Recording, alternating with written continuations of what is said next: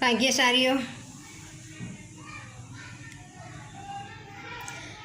આત્માને કમાવાની સિઝન આવી ગઈ, ચોમાસું આવી ગયું છે. ધર્મ આરાધનામય મનને જોડી દેજો.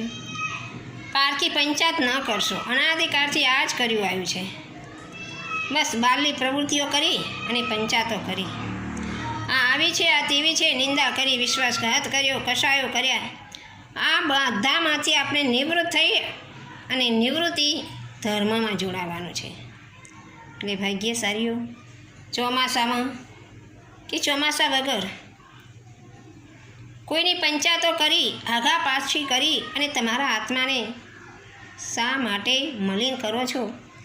શા માટે તમારો ભવ અને ભવાંતર બગાડો છો?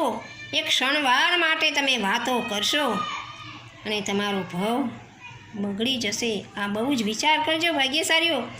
કેટલું પુણ્ય ઉપાર્જિત કરી, પુરુષાર્થ કરી અને આ જગ્યાએ આપણે આવ્યા છીએ. અને જો આ જગ્યાએ પણ એનું કરશો તો ક્યારે આગળ નહીં વધી શકો. બસ બીજા તપો ના થાય તો કરજો, પણ જીવનમાં સરળતા, હૃદય કોમળ, કોઈ સાથે પંચાત નહીં, કોઈનું કશું જ નહીં, બસ સંતોષ રહી અને આગળ પગલું ભરજો તો તમારા આત્માનું કલ્યાણ થશે.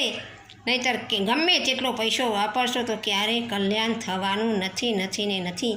એ મારું જૈન શાસન કહે છે. શાસ્ત્ર વિરુદ્ધ કાંઈ બોલાયું તો મન વચ્ચેને કાંઈથી મિચ્છામી નથી.